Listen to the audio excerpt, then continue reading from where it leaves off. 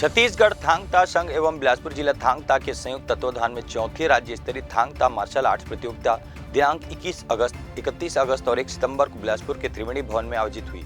उस प्रतियोगिता में 7 जिलों के 140 महिला पुरुष खिलाड़ियों ने हिस्सा लिया। प्रतियोगिता के मुख्य अतिथि बिलासपुर के महापौर रामशरण यादव थे। कार्यक्रम की अध्यक्षता छत्तीसगढ़ योग आयोग के पूर्व सदस्य एवं छत्तीसगढ़ थांग ता संघ के चेयरमैन रविंद्र सिंह ने किया। विशिष्ट अतिथि पूजा विधानी, भारतीय जनता पार्टी महिला मोर्चा राष्ट्रीय कार्यकारिणी सदस्य सुशील मिश्रा, वरिष्ठ क्रीड़ा अधिकारी, छत्तीसगढ़ वाच न्यूज के बिलासपुर ब्यूरो चीफ कमलेश लोहात्रे, छत्तीसगढ़ थांग ता संघ के प्रदेश अध्यक्ष शेख समीर, पैरा जूडो संघ के अध्यक्ष यू मुरली राव आदि अतिथि उपस्थित थे। अतिथियों के हाथों खिलाड़ियों को पुरस्कार एवं मेडल वितरण किया गया। प्रतियोगिता में सर्वाधिक पदक प्राप्त कर बिलासपुर प्रथम स्थान में रहा, तो वहीं सूरजपुर खिलाड़ियों ने उप विजेता का खिताब अपने जिले के नाम दर्ज किया। बिलासपुर के सिरगिट्टी थाना क्षेत्र में चाकूबाजी का मामला सामने आया है। इस घटना से आसपास के लोगों में भय का माहौल बना हुआ है। आपको बता दें कि तिफरा क्षेत्र के बछेरापारा निवासी राहुल सूर्यवंशी पर चाकू से ताबड़तोड़ हमला कर उसकी निर्मम हत्या कर दी गई। घटना के अनुसार राहुल सूर्यवंशी जब सुबह करीब 9 बजे अपने काम के लिए घर से निकला, तब बछेरापारा चौक के पास शुभम साहू मिला। शुभम और राहुल की आपसी पुरानी रंजिश थी। पुरानी रंजिश को लेकर दोनों के बीच विवाद हुआ। विवाद इतना बढ़ गया कि दोनों के बीच हाथापाई शुरू हो गई। इस बीच शुभम साहू ने अचानक से राहुल पर चाकू से हमला कर दिया। इस हमले से राहुल गंभीर रूप से घायल हो गया और जमीन पर गिर पड़ा। आसपास के लोगों द्वारा उसे अस्पताल पहुंचाया गया, जहां पर अस्पताल मौजूद डॉक्टर ने उसे मृत घोषित कर दिया। राहुल को पोस्टमार्टम के लिए सिम्स मर्चू में रखा गया है। दोस्त है, वो काम पे जा रहा था और इधर से इन लोग काम करता था। वो गैरेज में काम करता था ट्रांसपोर्ट नगर में। हाँ। तो सुबह निकला वो काम के लिए, अब वो उधर से आ रहा था, ये इन लोग इधर से जा रहे थे। किन लोग जा रहे थे? जो उनको मारे राहुल को। हाँ। अब उतने में आवाज़ लगाया, आवाज़ सुनाई दिया, तो फिर हम लोग दौड़े, तब तक के हम लोग के जाते तक वो उसको चाकू मार के वो वहाँ से चला गया था और वो गिरा पड़ा हुआ था जमीन पे। खत्म वहीं हो गया कि वहीं हो गया था ख़त्म। कितना चाकू मारे? बहुत ज़्यादा कंफर्म नहीं पता। अब हम लोग इधर हॉस्पिटल लाने के लिए उसमें हम देख नहीं पाए, उसको ध्यान नहीं दे पाए। यहाँ आने के बाद पता चला कि ये नहीं रहा करके। कितने बजे घटना है? ये करीबन 9 साढ़े 9 के बीच की। आज? हाँ। चौक के पास बैठे थे, उधर से राहुल आया है और ये लड़का गया शायद, और उन लोग का हाथापाई हो रहा था। हम लोग कम से कम 200 मीटर दूर थे। जब तक वहाँ गए ना, तब तक वो गिर चुका था। वो लड़का चाकू पकड़ा था। शुभम साहू, पाकड़ू बोलते हैं, बछेरापारा तिफरा। क्या विवाद? जिसके ऊपर विवाद नहीं पता। जिसके ऊपर हमला हुआ वो कितने साल का था? और हम लोग का दोस्त है सर, वही 23 साल का होगा। रहने वाला कहाँ था? बछेरापारा तिफरा। कारण क्या समझ में आया? पहले भी क्या विवाद था? उनका पहले से कुछ दुश्मनी था। हाँ।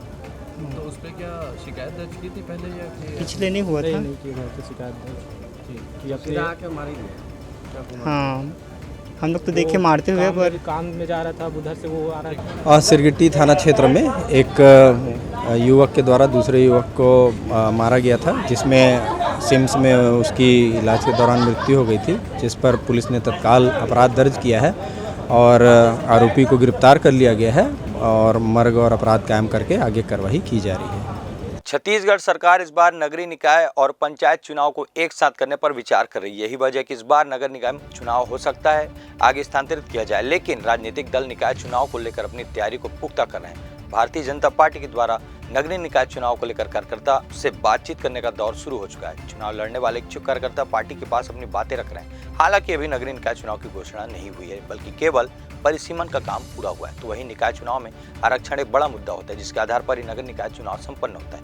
हर वार्ड के लिए आरक्षण लागू किया जाता है। इसके अलावा महापौर के लिए भी आरक्षण लागू की जाती है, क्योंकि इस बार पार्षद और महापौर का चुनाव अलग अलग होना है। इसलिए पार्टियां आरक्षण का इंतजार कर रही है, जिसके बाद निकाय चुनाव को लेकर अपनी रणनीति तैयार की जाएगी। इस संबंध में भाजपा विपक्षी पार्टी से थोड़ी ज्यादा तेज गति से काम कर रही है। यही वजह कि भारतीय जनता पार्टी की लगातार बैठक चल रही है, जिससे चुनाव की तैयारियों को और भी पुख्ता किया जा सके। पिछली बार छत्तीसगढ़ के सभी नगर निगम भाजपा के हाथ से निकल गए थे, लेकिन इस बार भाजपा उन सभी पर वापस कब्जा जमाने के लिए पूरा प्रयास कर रही है। भारतीय जनता पार्टी का संगठन सतत काम करने वाला संगठन है, जीवंत संगठन है।